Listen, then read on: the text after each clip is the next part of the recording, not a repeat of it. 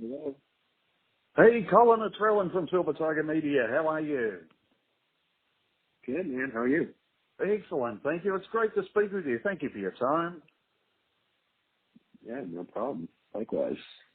Firstly, my friend, congratulations on the amulet. It's just incredible. Are you pleased with how the world has responded to the album? Oh, definitely. Of course. I'm always pleased, but especially this time. Indeed. It's a very intriguing title. Is there a central story behind the title, The Amulet?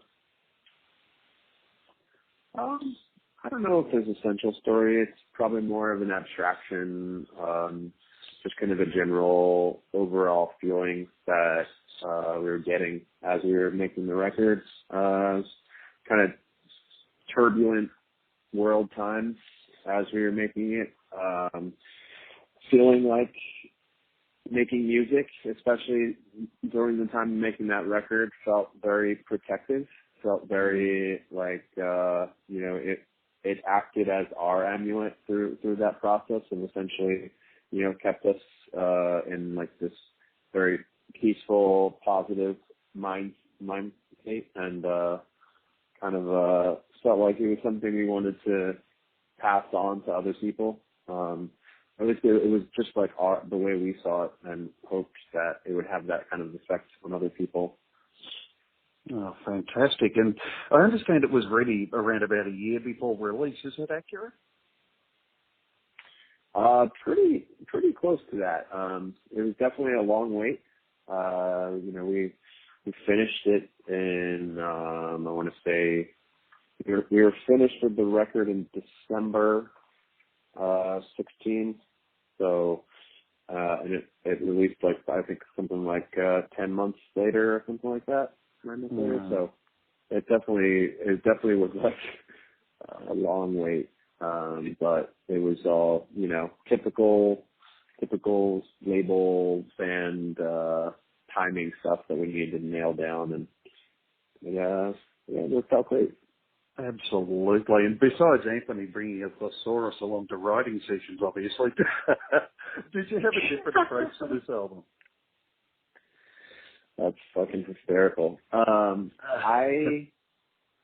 think, I mean, the last two, I think, both the Census and the Amulet were a decidedly different approach to writing and recording. And they're both similar to each other, so it's not necessarily completely new, but I think we even took it a little bit further this time, which is just essentially the idea of going into the studio with less refined ideas and kind of allowing for things to happen in the studio more, and allowing for more just kind of spontaneity, more, I guess less demoitis, less freaking out over little things, and more so concentrating on just constantly pushing forward and making records in a more raw, unfiltered state.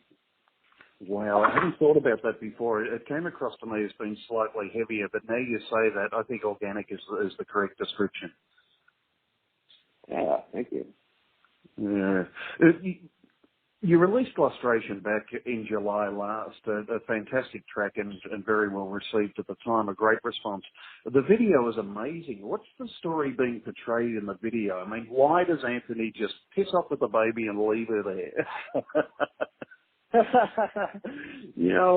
don't know. I think a lot of that was mostly between the director and Anthony, and I think a lot of it was probably reflecting on a lot of his inner, philosophies going into writing this record. And I could tell, there is a typical kind of overarching theme, which is, really trying not to throw the baby out with the bathwater per se when it comes to world problems, and also of course with like personal interrelation. So I think it's like I think trying to feel that dilemma of how do you do the best thing for how do you save what's most precious, without destroying something else.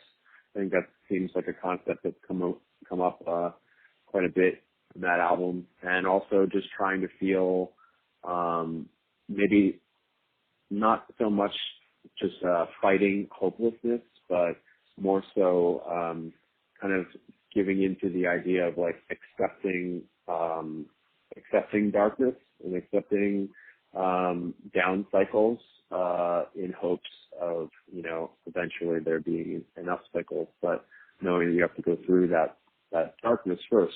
So. That's sensational, and I better not impact on that negatively, that whole theory or thesis, given that Anthony was making fart noises apparently all through the birth scene. Yeah, no, exactly. I mean, I think that's the beautiful thing about this band and especially these people that I get to make music with, is that, like, you know, people I think would have a pretty huge misinterpretation of us personality-wise if they just went based on what our music sounded like. Like, we're total goofballs, and for the most part, I think we're always trying to focus on, you know, like the small things that bring joy on a daily basis is the stuff that winds up really being like the big stuff that like gets you through the hardest stuff. So. Fantastic. We're very, very lucky in that way. Indeed. And of course, Bree Esrig did a fantastic job in that video. It came across so well. But while you were talking about bringing joy, we're very happy here in Australia that you're coming out to see us, with many thanks to Metropolis Touring and David Roy Williams. We have you Thursday the 24th of May in Adelaide, starting at the Gov and then finishing in Perth. You opened for My Chemical Romance in 2007 here in Australia and in New Zealand. Was that your first trip out here? Yeah, it was. That was definitely just like completely mind-blowing trip. Definitely one of those things that, you know, I'd been in bands since high school and touring for a large part of my young adult life, and never really ever imagined that music would take me to like different places, let alone like so far across the other side of the world. And you know, Australia was always a place I wanted to go, but it also, like, I never even thought I'd perform there. So that was one of those really wild kind of like bucket list moments, it felt like, anyway. And especially interesting touring with My Chem at that time, because it really was like probably like the height. They were just like the biggest band on the planet at that time. It was like the first time I ever experienced like what I would say is probably the closest thing to Beatlemania. Like, seriously, just like getting driven from the airport to the venue, and literally having to drive through like thousands of screaming teenagers that were all just looking, like, thinking that we were My Chem, like ganging on our band and all this stuff, and we're like, we're not them. You know, we would walk out of the van to go inside, and you would just hear this like huge noise of like just general overall disappointment. Like, who are these guys? But, yeah, so that was a blast. Oh, well, you've got a laugh, don't you? What do you think of our little neck of the woods here? Oh man, I love it. Honestly, every time we're there, I'm always just like tempted, like, I wish I could just kind of like stay for another week or two just to kind of hang out, because, you know, it is quite a journey for us to get over there. But it's really just like, I don't know, it's a great time every time.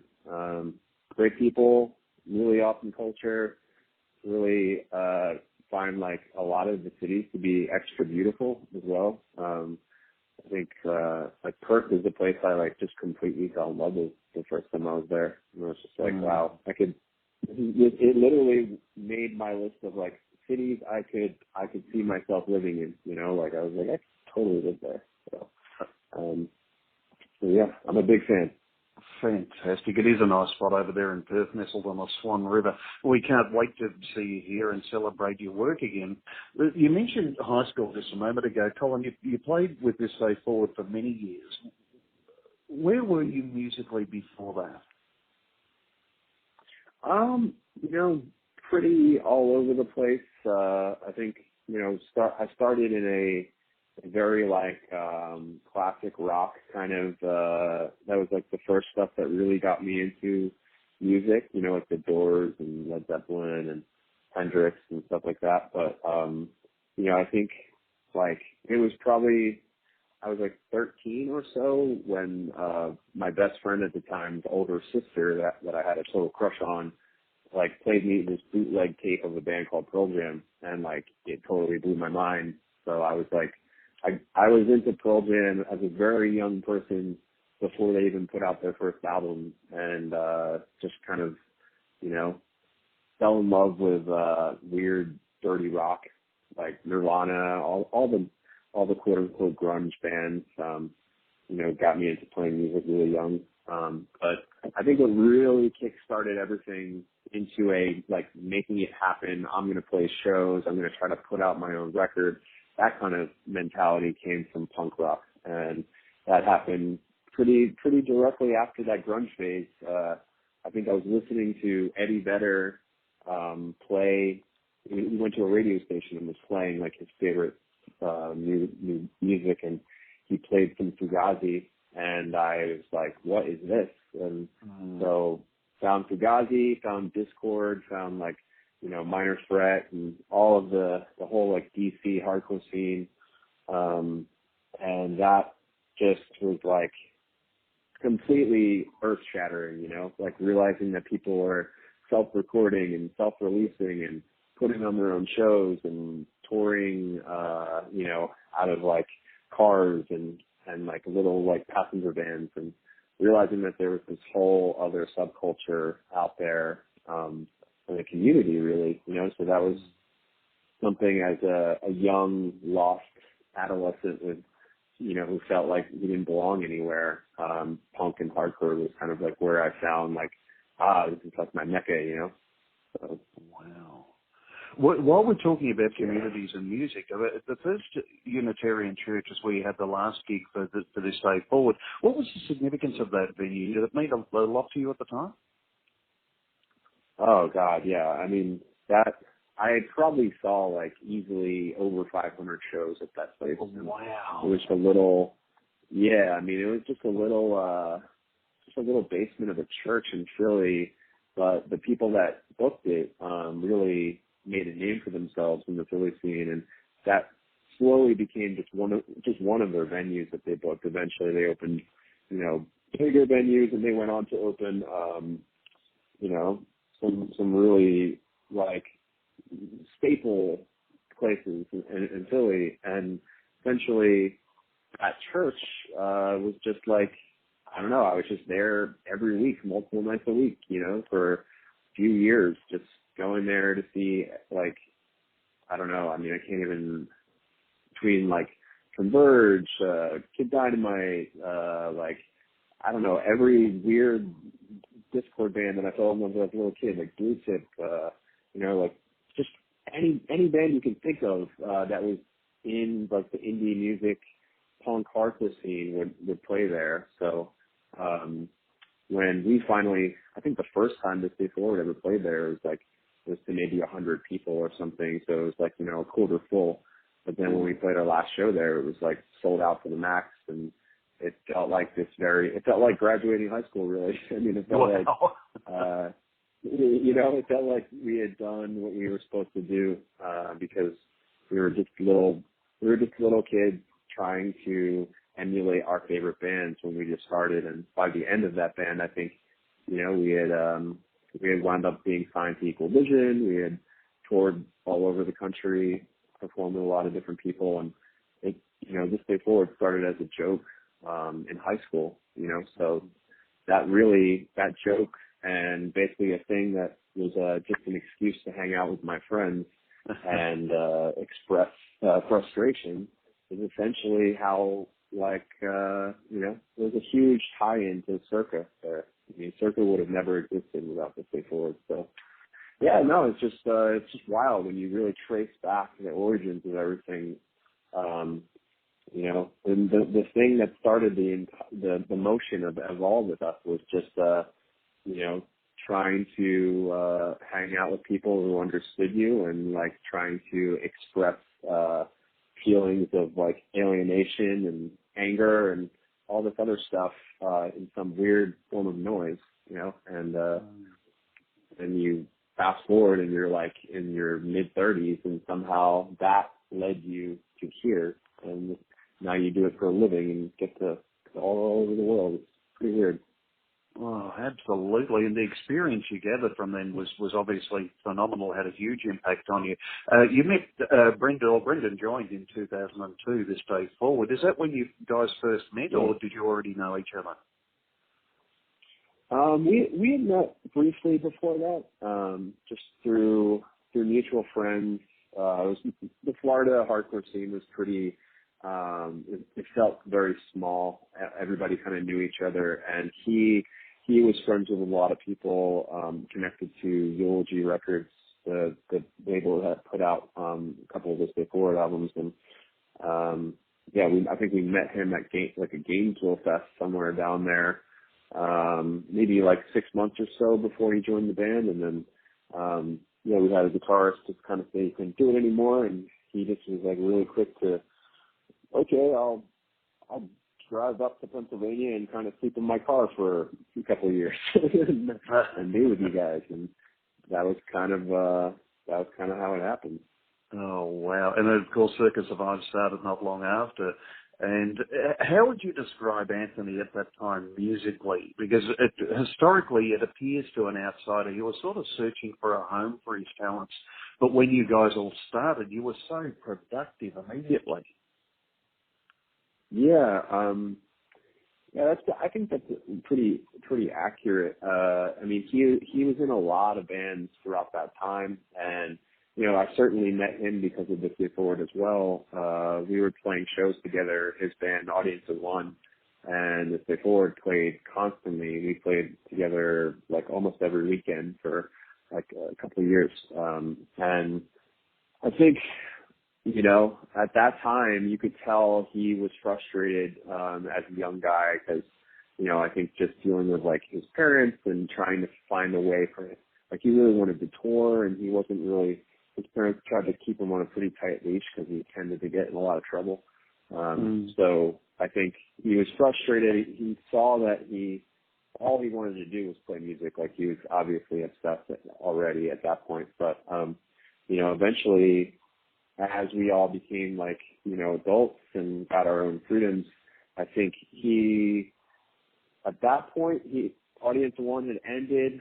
I think like he was, doing a little bit of stuff with Zoloft Rock and Roll Destroyer here and there. And then he was, kind of like in this place where he was like, hey, if you meet anybody that's looking for a singer, like, let me know. I remember like we even, I connected him to that band, In Pieces, for a while. He like tried out for their band. And, I think that was when like, just like he had some drug stuff go down and essentially like took some time off, like kind of, I think it was his first time going to rehab as a really young guy and trying to get his shit together. And then I think he had kind of an epiphany at that point. And that's when he got like the music from the band The Gift, which essentially was Sayerson before they had that name. And he was like, fuck yeah, I'm going to do this. Like, life is short. And he moved out to California, and I was like so pumped for him. We were really good friends at that point.